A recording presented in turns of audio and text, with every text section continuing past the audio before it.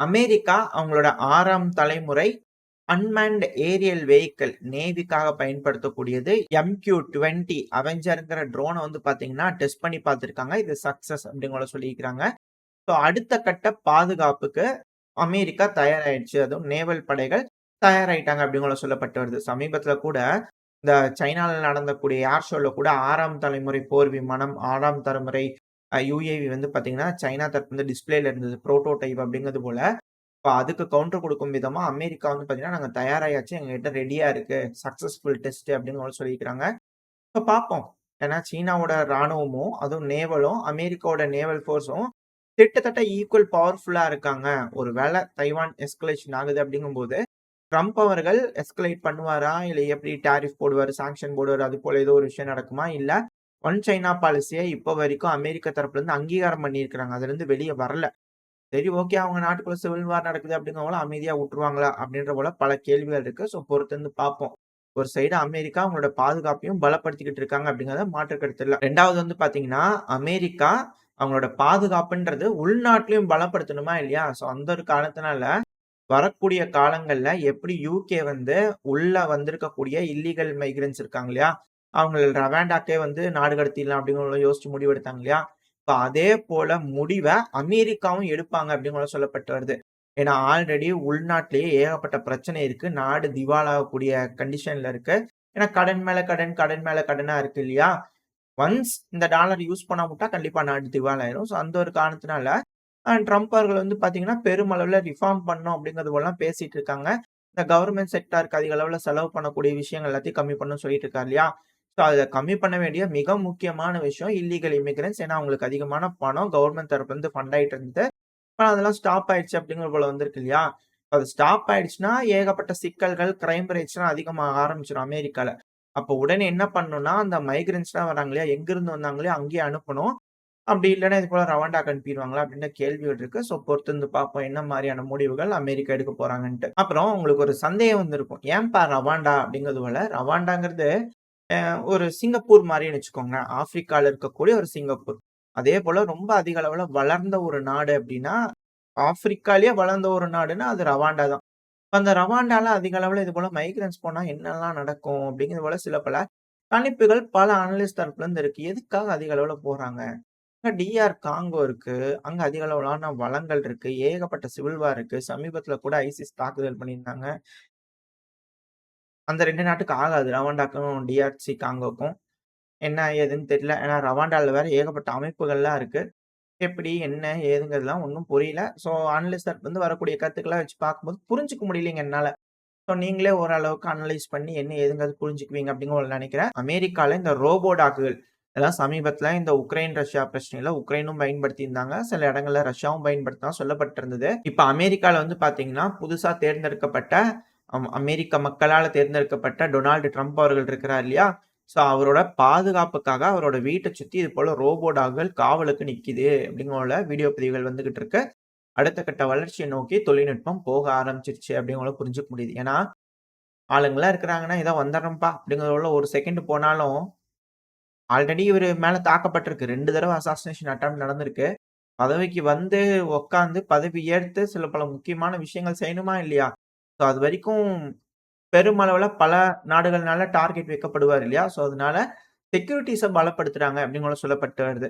ஏன்னா உள்நாட்டிலே ஏகப்பட்ட சிக்கல்கள் இருக்கு. இப்ப வேற பைடன் அவர்கள் இது போல திடுதிப்புன்னு முடிவு எடுத்துட்டு இருக்காங்க. என்ன வேணாலும் நடக்கலாம் இல்லையா? அன்சர்டனிட்டி. ஸோ அதுக்காக காவல் அதிகப்படுத்தியிருக்கிறாங்க டொனால்ட் ட்ரம்ப் அவர்களுக்கு. அடுத்தது அப்படியே நம்ம மிடில் ஈஸ்ட்க்கு வந்துட்டோம்னா, பீரூட் பகுதியில தொடர்ந்து ஏர் ஸ்ட்ரைக்கள் நடந்துகிட்டே இருக்கு. அது 1, 2ன்னு இல்லைங்க. ஒரு நாளைக்கு 10 ஸ்ட்ரைக், 20 ஸ்ட்ரைக், 30 ஸ்ட்ரைக்ன்னு தொடர்ந்து பெருமளவுல எஸ்கலேஷன் இஸ்ரேல் தரப்புல இருந்து இருந்துகிட்டே தான் இருக்கு.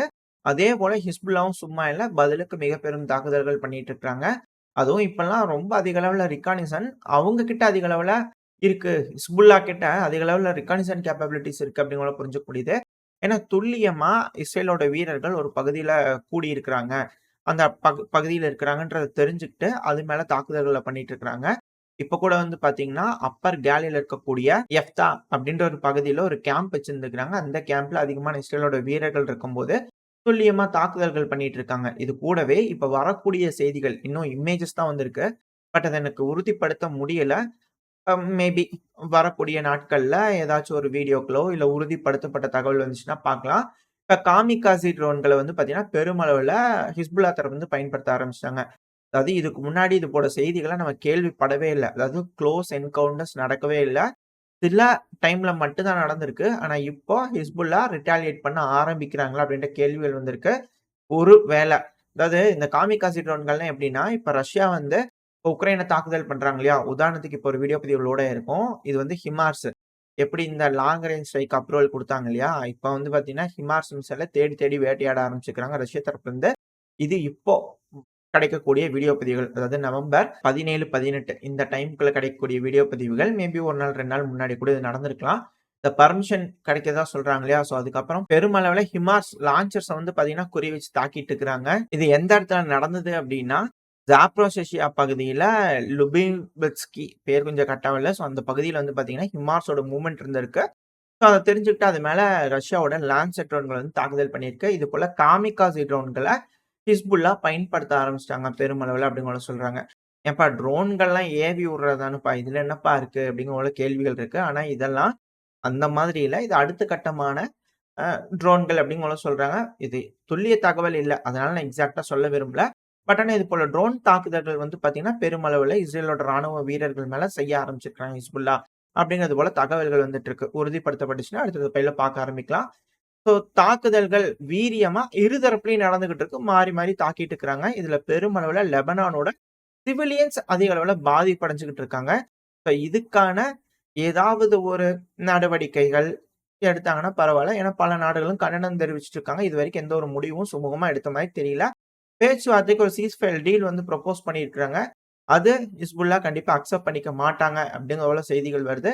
அப்படியா? இல்ல ஒத்துக்குவாங்களா? என்ன ஏதுங்கிறத பொறுத்திருந்து பார்த்துடலாம். அடுத்தது அப்படியே நம்ம ரஷ்யா கிட்ட வந்துடலாம். ஏன்னா ரஷ்யாலயும் சில பல இடங்கள்ல தாக்குதல்கள் நடந்ததா சொல்லப்பட்டு வருது. இப்போ சைட்ல ஒரு வீடியோ பதிவு லோட் ஆயிருக்கும். இந்த பதிவு எங்க எடுக்கப்பட்டதுன்னு சொல்றாங்க அப்படின்னா, ரஷ்யாவோட எக்ஸெக்ட்ரைன்பர்க் பேர் கொஞ்சம் கரெக்ட்டா இல்ல. மேப்ல பார்த்தீங்கனாலே தெரியும். ஸோ இங்க ரவுண்டா இருக்கு இல்லையா? ஸோ இந்த பகுதி தான். இது வந்து ரஷ்யாவோட செவ்ரோடொலஸ்க் ஒப்லாஸ்ட்ல இருக்கு. இது ரொம்ப தூரம் தள்ளி இருக்கு. இந்த கசகஸ்தான் பக்கத்துல இருக்கக்கூடிய ஒப்லாஸ்ட். இது வந்து ஒரு ஹாஸ்பிட்டல் அப்படிங்கிறத போல சொல்றாங்க. இனிஷியலா வெடி விபத்து கேட்டதா சொல்லப்பட்டு வருது. ஆனா இல்ல ஃபயர் ஆக்சிடென்ட் அப்படிங்கிற போல சொல்றாங்க. ஹாஸ்பிட்டல்ல தீப்பிடிச்சு எரியுது அப்படிங்கிறது சமீப காலமா அதிக அளவுல அடிபட்டுக்கிட்டே இருக்கு. மேபி இது தீ விபத்தா இருக்கலாம். அப்படி இல்லன்னா, ஏதோ ஒரு ட்ரோன் தாக்குதலா இருக்கலாம் அப்படிங்கிறது போல அ செய்திகள் வந்துகிட்டு இருக்கு. இன்னும் உறுதிப்படுத்தப்படல. ரஷ்யா தரப்புலருந்து ஏதாவது சொன்னாங்கன்னா பார்க்கலாம். ஆனா, ரஷ்யாக்குள்ளேயும் தாக்குதல்கள் பெருமளவுல இருந்திருக்கு. அதுவும் குறிப்பா ட்ரோன்கள் வந்து பார்த்தீங்கன்னா, பெல்கிராட் ஒப்லாஸ்ட்குள்ளேலாம் வந்திருக்கு அப்படிங்கிறதோட சொல்லப்பட்டு வருது. ரஷ்யா தரப்பு வந்து டவுன் பண்ணிட்டோம் அப்படிங்கிறதோட சொல்றாங்க. பட் ஆனா எக்ஸாக்ட்டா என்ன சேதம், ஏது அப்படிங்கிற எந்த ஒரு ரிப்போர்ட்டும் வரல. வந்துச்சுன்னா அடுத்தடுத்த பதிவுல பார்க்க ஆரம்பிக்கலாம். அது கூடவே இது போல தாக்குதல்கள்லாம் ஏன் இப்போ உக்ரைன் ரொம்ப லாங் ரேஞ்ச்ல இருக்கக்கூடிய இடங்கள்லாம் குறி வைக்கலாம் அப்டின்னா, அந்த பவர் பிளான்ட்லாம் இருக்கு இல்லையா? அதாவது தெர்மல் பவர் பிளான்ட் இது போல விஷயங்கள்லாம் தாக்கிட்டு இருந்தாங்க. இப்ப வந்து பார்த்தீங்கன்னா, ஹைட்ரோ எலக்ட்ரிக் பவர் பிளான்ட் இதெல்லாம் தொடர்ந்து தாக்குதல் பண்றது தான். சப்ஸ்டேஷனா இருக்கட்டும். அதுவும் சப்ஸ்டேஷன்லாம் இந்த ஓலின் ஒப்லாஸ்ட் இருக்கு இல்லையா? ஸோ அங்க இருக்கக்கூடிய சப்ஸ்டேஷன்லேருந்து பல இடங்கள்ல தாக்குதல் நடந்திருக்கு. இப்ப இந்த வீடியோ பதிவுல இருக்கு இல்லையா? இந்த ஹைட்ரோ எலக்ட்ரிக் பவர் பிளான்ட் கூட வந்து பார்த்தீங்கன்னா, உக்ரைனோட கிரிவ்ரோகிராட்ல இருக்கக்கூடிய ஹைட்ரோ எலக்ட்ரிக் பவர் பிளான்ட் இது மேலயும் தாக்குதல் நடந்திருக்கு. இதனால மொத்தமும் சேதமாயிருச்சு அப்படின்னு கூட சொல்றாங்க. இது ஒண்ணு மட்டும் இல்ல. இன்னும் பல இடங்கள்ல தாக்குதல் நடந்திருக்கு. சேட்டலைட் இமேஜ்லருந்து பலதும் வந்துகிட்டு இருக்கு. ஸோ கரண்ட் பிரச்சனை, கரண்ட் தட்டுப்பாடுங்கிறது இதுக்கு மேல 4 மடங்கு அதிகமா இருக்கும் அப்படிங்கிறது போல அனலிஸ்ட் தரப்புலருந்து எக்ஸ்பெக்ட் பண்றாங்க. ஸோ உக்ரைன் எப்படி இந்த வின்டர ஓவர் கம் பண்ணி வரப்போறாங்க அப்படிங்கிறத பொறுத்திருந்து பார்த்துடலாம். இதோட இந்த பதிவ நான் முடிச்சுக்கலாம். இந்த பதிவு எப்படி இருந்துச்சு உங்களுக்கு பிடிச்சிருக்கா? பிடிச்சுனா லைக் பண்ணிட்டு உங்க ஃப்ரெண்ட்ஸ் அண்ட் ஃபேமிலியோட ஷேர் பண்ணிக்கோங்க. அது கூடவே மறக்காம இந்த பதிவு பத்தின உங்களோட கருத்துக்கள கமெண்ட் செக்ஷன்ல சொல்லுங்க. இந்த பதிவு நல்லா இருக்குன்ற நம்பிக்கையில அடுத்த பதிவுல உங்கள சந்திக்கிறேன். அதுவரைக்கும் ஸ்டே சேஃப். பாய்.